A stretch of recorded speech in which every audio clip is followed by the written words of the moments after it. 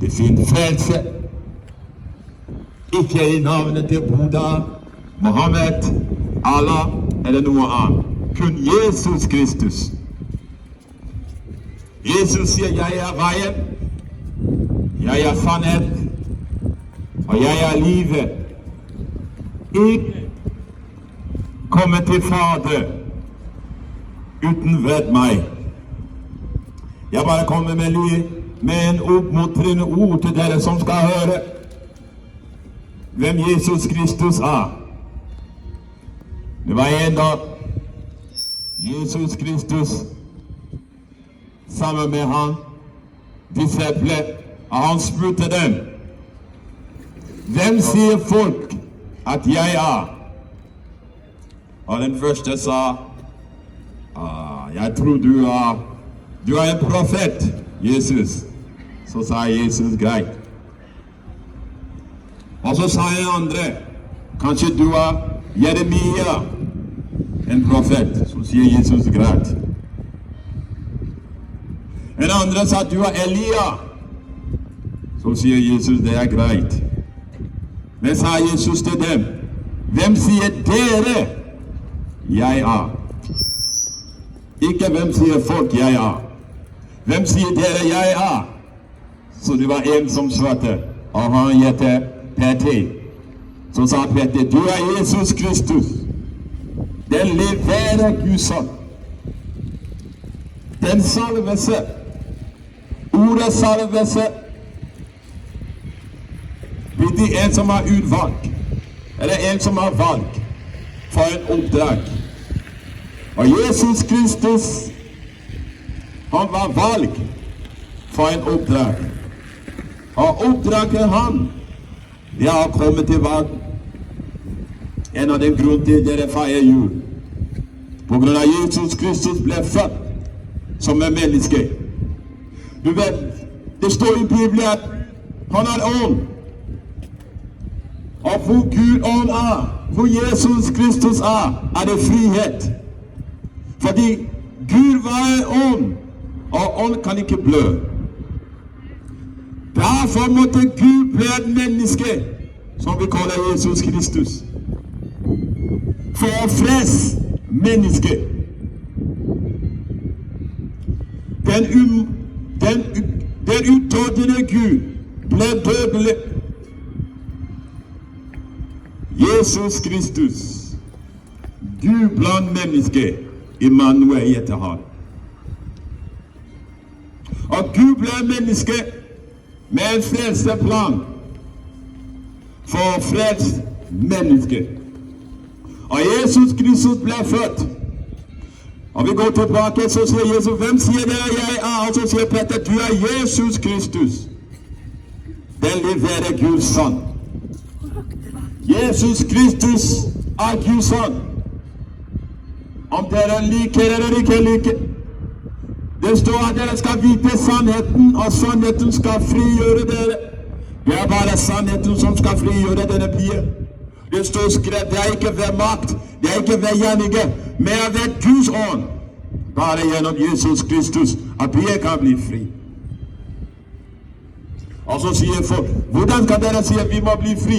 Jeg er en fri mann. Så sier Jesus Kristus, den som arbeider, den som lever i synd, er i fangenskap. Han er ikke fri. Så han går rundt, eller hun går rundt, og tror hun er fri, fordi hun kan shoppe en klær, hun kan gå på jobb. Jesus sier, så lenge du lever i synd, du er ikke fri.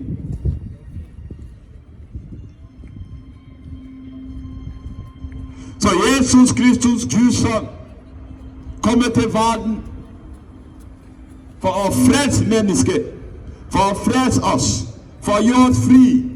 Frihet er konge det han er.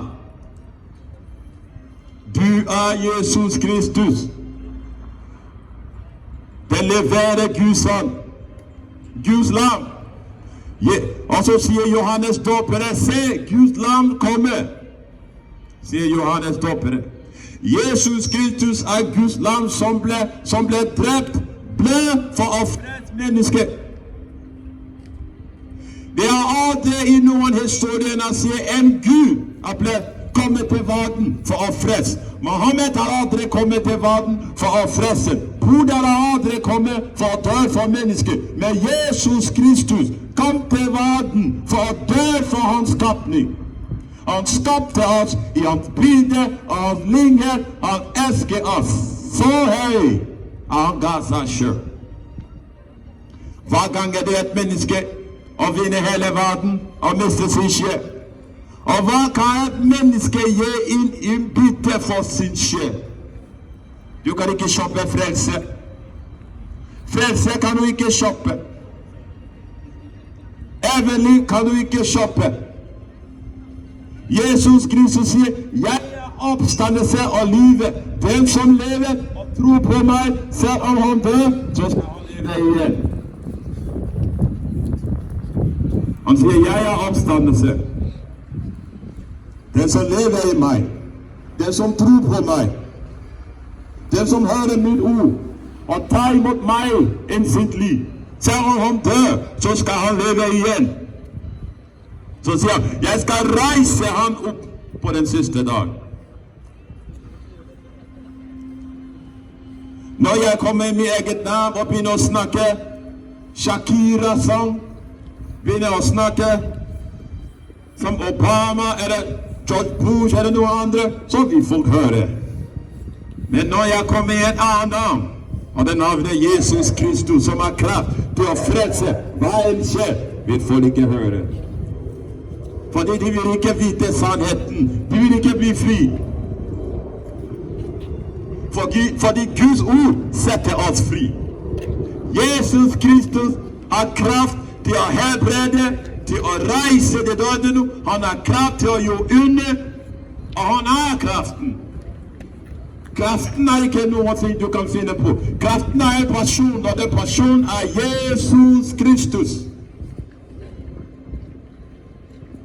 Og så sier han, sannheten skal frigjøre deg. Vi mennesker tror vi er fri fordi vi kjøper den fineste bil, og kjøper en stor hus og en dyr hus, og kjøper en fine klær, og vi går rundt, og vi gjør alt vi vil for å nytte livet. Livet uten Kristus er en dårlig, er en katastrofe. Det står i Bibelen, det er en vei som ser rett ut til et menneske. Ja, den veien ser veldig rett ut. Jeg vil ikke tro på Jesus Kristus. Jeg vil leve som jeg vil. Jeg vil ha en fri liv. Jeg vil ikke at folk skal fortelle meg hva jeg skal gjøre eller ikke gjøre. Det er en vei som ser rett ut til et menneske. Men det står til slutten. Det leder til døden. Uansett hvor mange penger du har på konto, du skal dø. Du skal ikke ta 1 krone i graven. Vi er født med ingenting på oss, bare vårt hår. Vi er født, men ikke klær på oss. Vi er født med ikke sko på oss. Vi er født ikke med penger i vårt hånd. Og vi skal dø uten 1 krone med oss. Vi skal dø ingenting vi skal ta med i graven. Det er bare andre som skal ta over vår rikdom. Vi jobber. Vi ikke tror på Jesus Kristus, og du dør ingenting du skal ta med i graven. Så hva er det du jobber for? Livet uten Kristus er en katastrofe. Jesus Kristus sier, kom til meg, dere som strever, og jeg skal gi dere hvil. Kom til meg, dere som strever. Uansett hvem du er. Driver du med høy? Kom til Jesus Kristus. Er du narkomane? Kom til Jesus Kristus. Er du ikke fred i ditt liv? Kom til Jesus Kristus. Er du avhengig av misbruk? Kom til Jesus Kristus. Så sier han, du er Jesus Kristus. Den leverer Guds ånd. Han som er, han som var, og han som kommer. De sier, hellig, hellig, hellig. Guds ånd. Du er den omnipotent Gud. Du er kjærlighet. Du er fred. Du er Jesus Kristus, verden liv. Kom til meg, sier han, alle dere som strever, og jeg skal gi dere fred. Fred er ikke noe vi kan få i verden. Det er mange som tenker nå jeg gjør slik og slik. Fred er en person, og den person er Fred er en person, og en person er Jesus Kristus. Kom til han. Kom tro på Jesus Kristus i dag. Ikke gå forbi han. Og han skal gi deg fred. Hva ganger det er et menneske? Se i ditt liv. Hva ganger det er et menneske? Hvis du vinner hele verden, hvis du blir kjent, alle kjenner ditt navn. Uansett hvor du går, alle vet hvem du er. Hva ganger det er det? Og du er uten Kristus. Det er bare en glede budskap i dag. Fordi Jesus Kristus tvinger ingen til å tro på ham. Du hører hans ord, og du må velge. Alle må velge. Din mor kan ikke velge Jesus for deg, du må velge Jesus selv. Din far kan ikke velge Jesus for deg, du må velge Jesus selv. Din bror kan ikke velge Jesus for deg, du må velge Jesus selv. De kan fortelle deg om Jesus, hvem han er, hva han har gjort, men du må velge selv.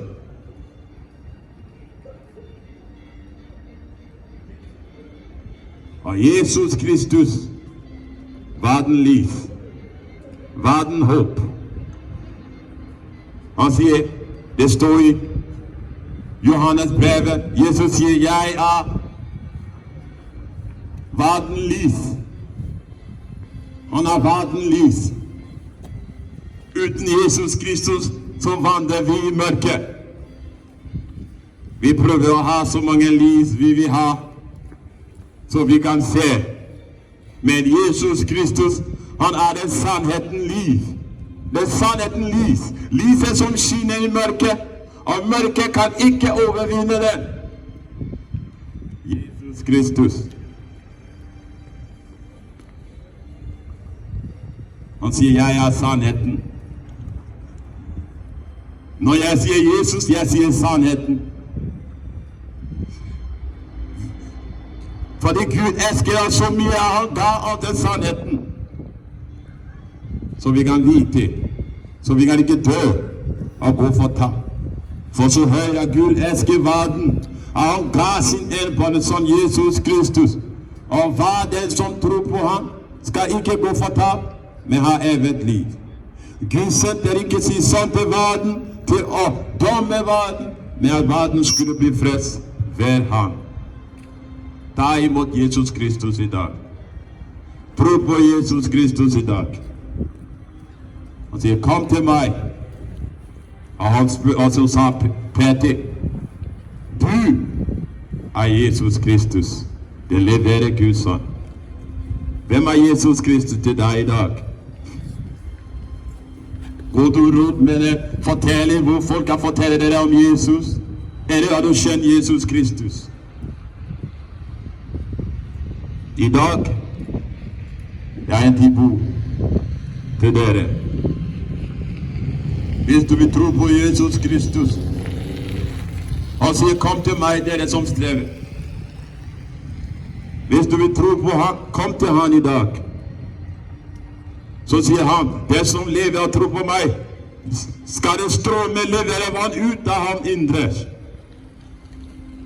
Hvis du tror på Jesus Kristus, går du ikke fortapt, men har du evig liv.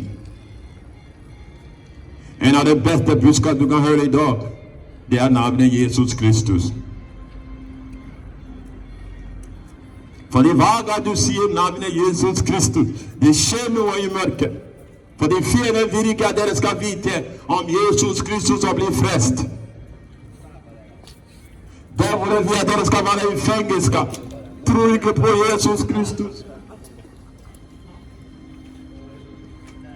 Det er ikke å tro på Jesus Kristus enn å ikke tro på ham. Det er ikke å tro på Jesus Kristus enn å ikke tro på ham. Den vanskelige ting du kan gjøre i livet, det er å ikke tro på Jesus. Den enkleste du kan gjøre i livet, det er å tro på Jesus. Hva venter du på i dag? Jeg taler til mennesker, taler til dyr, taler til natur, taler til vind, taler til lyset, strømmer, alt som hører stemmen min nå. De blir glad når de hører Jesus Kristus.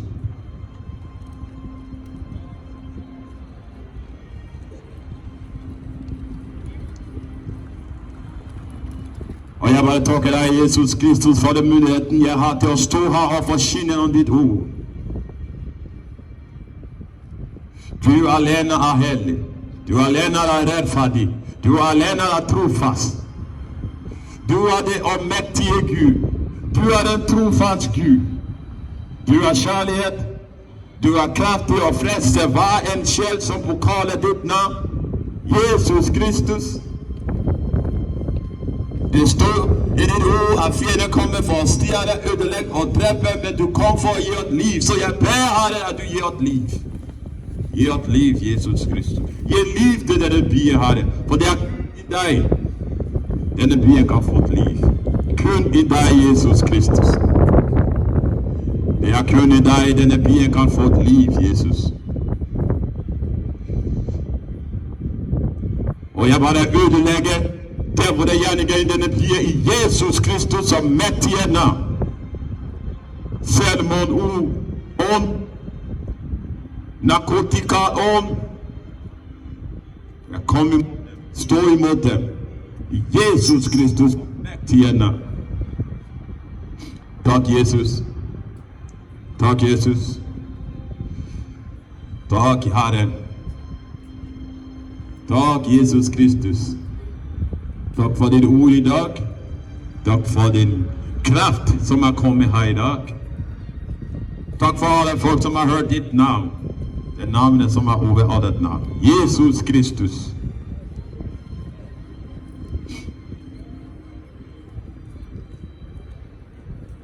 Hvis jeg ikke forkynner om deg, hvem skal jeg forkynne om Jesus?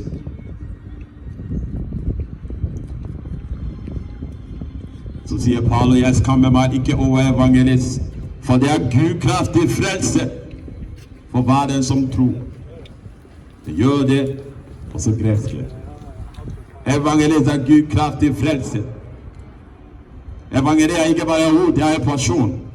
Det er passion som er kraftig og frelse av Jesus Kristus. I begynnelsen skapte verden store. I begynnelsen skapte Gud himmelen og jord. Han skapte alt. Og så sier Gud, den er god. Alt som Gud har skapt er god.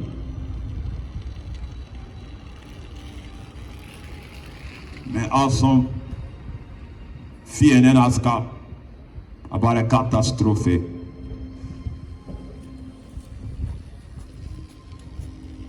Takk, Jesus. Takk, Hellige Ånd. Takk, Hellige Ånd. Du har verdi. Jeg priser deg her i dag, Herre. Jeg skammer meg ikke over deg, Jesus. Du sier, hvis vi har skammet deg, vi skal være skam for oss, for din far og din engel.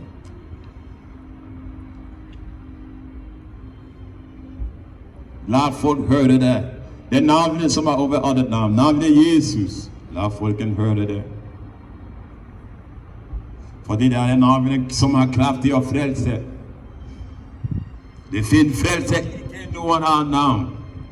Jeg sier, du kan ikke finne frelse i Buddha's navn. Du kan ikke finne frelse i Allah, Mohammed navn. Bare Jesus Kristus navn. Det er et allmektig navn.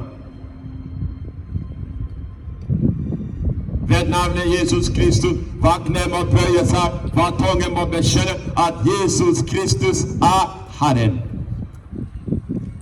Hva er Herren til deg? Er din bil Herren til deg? Er din hus du har kjøpt Herren til deg? Så sier David, King David sier, jeg ser opp mot fjellet, hvor kommer min hjelp? Min hjelp kommer fra Herren, himmelen og jordskap. Han himmelen og jord skapte. Vi ligger og ser på naturen og priser naturen, men vi vil ikke prise han som har skapt det.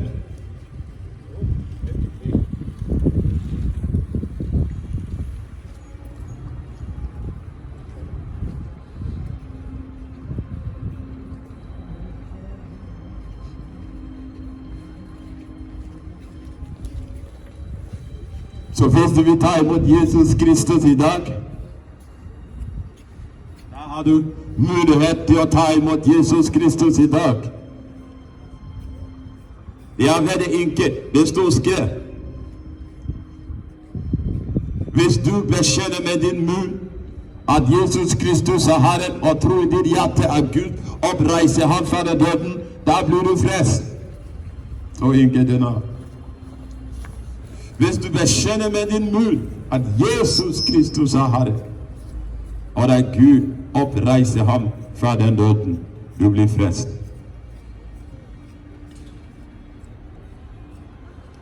Så hvis du vil ta imot Jesus Kristus i dag,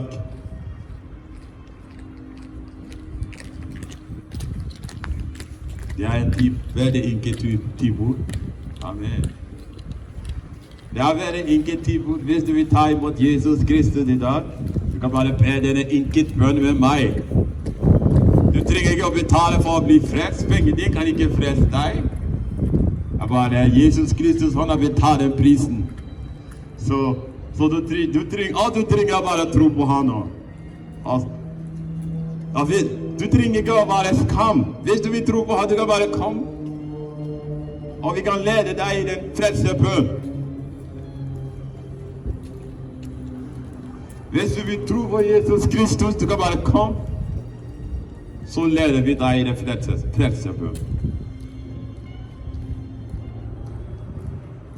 Jesus Kristus sier, kom til meg.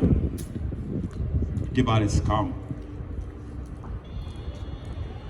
Men det er en tid hvor det er deg som kanskje du har ikke tid. Og du tenker, ja, jeg vil ta imot Jesus nå.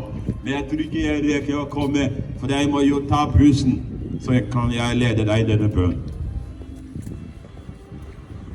Jesus Kristus, jeg har hørt ditt ord i dag. Jeg tror på deg, at du er Guds sønn, og at Gud reiser deg opp fra den døden. Kom i mitt liv, og bli min Herre og frelse. Tilgi meg fra mine synder, og gi meg nytt liv. Amen. Hvis du har bedt denne bønn,